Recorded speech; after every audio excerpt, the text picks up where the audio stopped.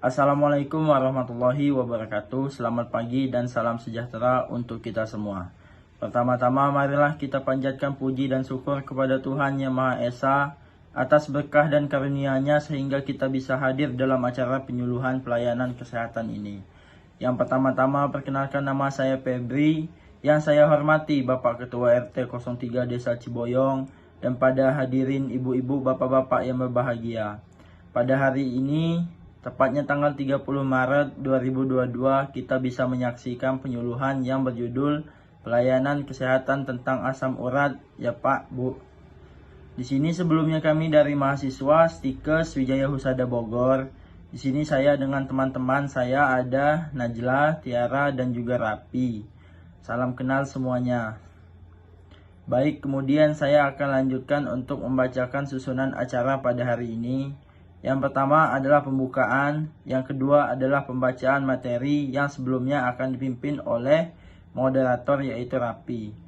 Baik, untuk mempersingkat waktu, mari kita mulai acaranya ya Pak, Bu. Oke, kalau gitu kepada moderator saya persilahkan.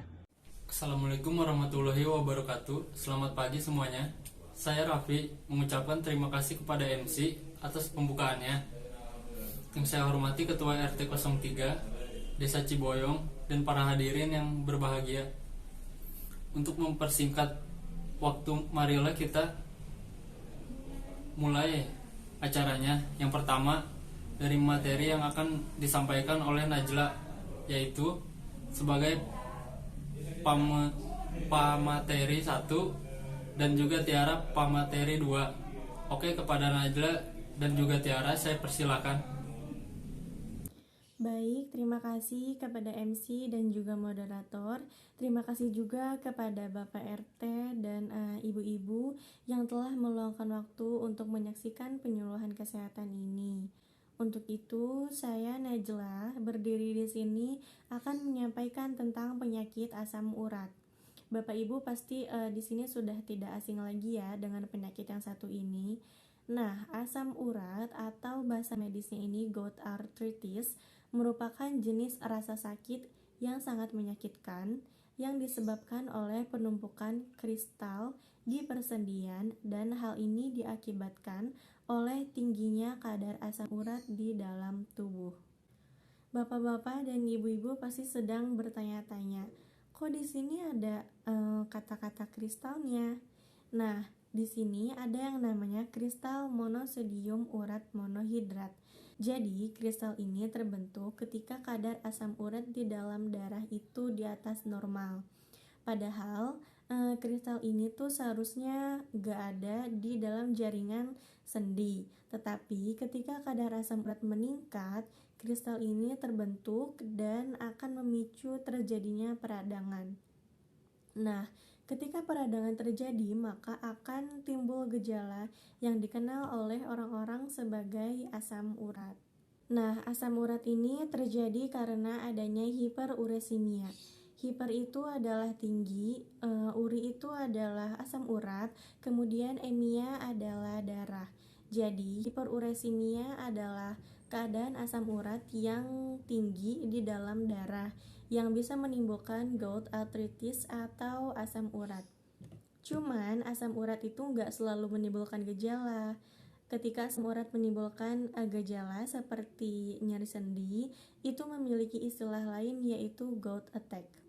Gejalanya itu adalah nyeri sendi mendadak, sendi bengkak, atau bisa juga kemerahan. Ketika ditekan atau juga dipegang itu rasanya bisa nyeri banget.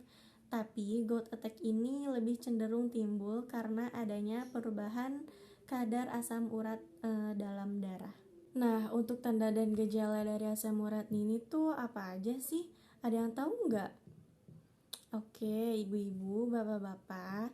Jadi yang pertama itu pada waktu pagi, yaitu pada saat bangun tidur dan pada waktu malam hari.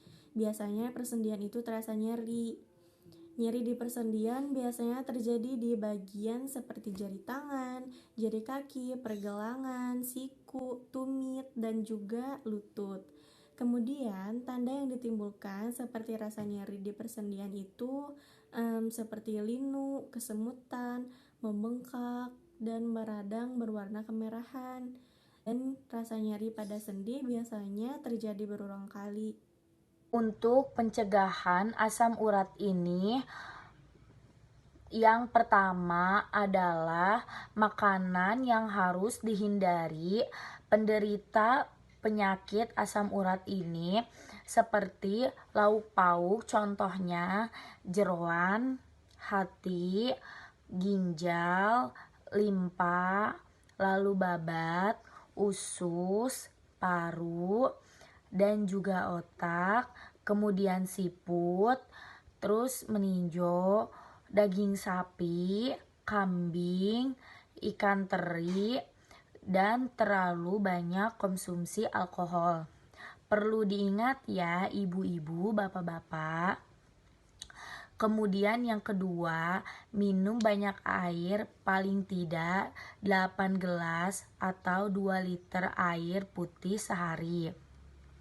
Yang ketiga, harus rajin olahraga, minimal jalan kaki aja ya Bapak, Ibu, supaya persendiannya itu tidak terlalu sering sakit. Lalu yang keempat, jangan segan untuk periksa ke pelayanan kesehatan ya. Kemudian untuk penatalaksanaan keperawatannya yaitu berikan kompres hangat atau dingin pada persendian yang terasa nyeri.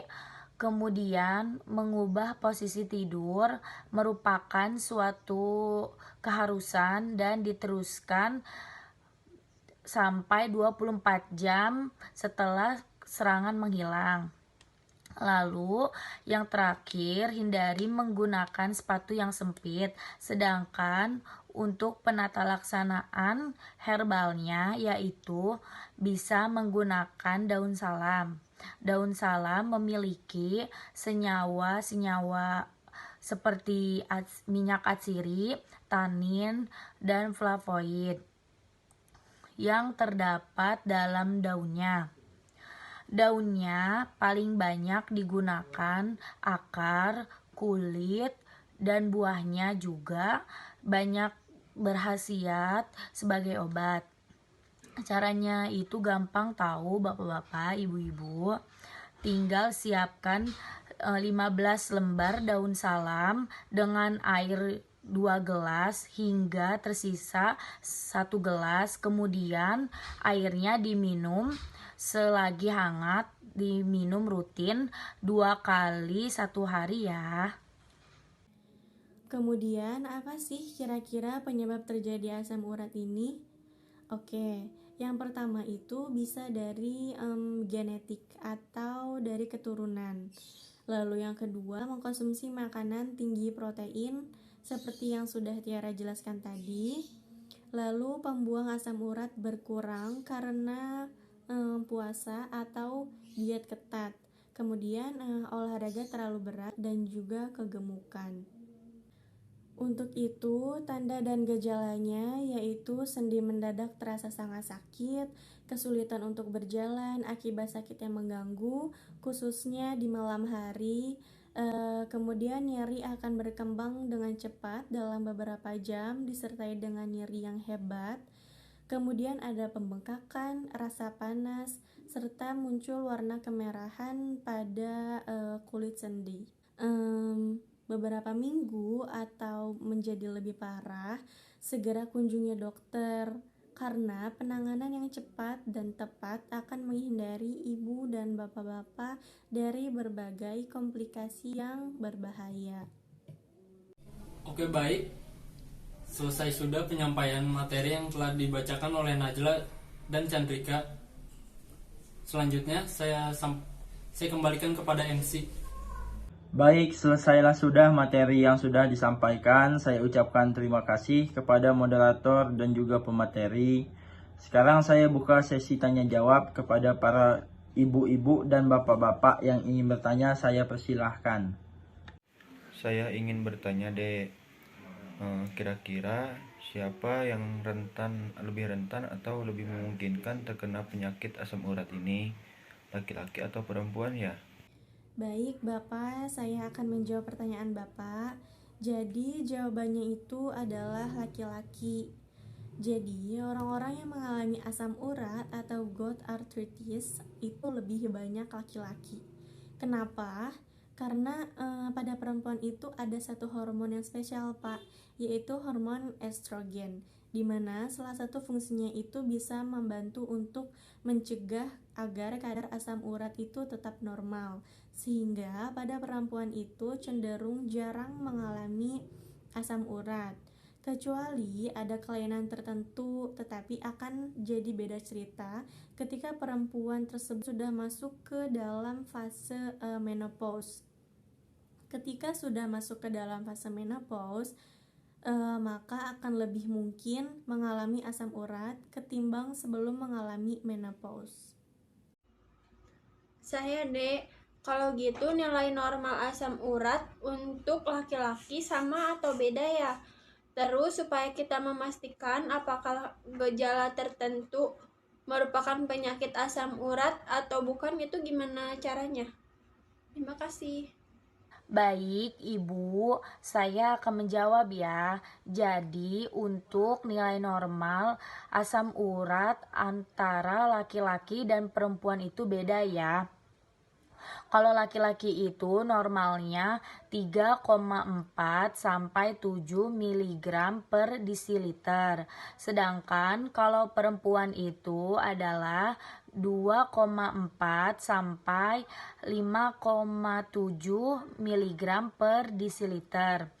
Nah, untuk memastikan itu penyakit asam urat atau bukan, Ibu silakan berkunjung ke rumah sakit karena dokter akan melakukan pemeriksaan dan melakukan beberapa langkah diagnosis, yaitu tes darah, tes urin, tes cairan sendi, dan juga tes pencitraan. Begitu ya, Ibu. Baik, kalau begitu pertanyaan semua sudah dijawab. Ya Pak, ya Bu. Kalau begitu tiba kita di penghujung acara pada hari ini. Saya dan teman-teman mengucapkan terima kasih kepada Bapak RT dan pada hadirin atas antusiasnya dan perhatiannya. Acara ini saya tutup, kurang lebihnya mohon maaf. Sekian, wassalamualaikum warahmatullahi wabarakatuh.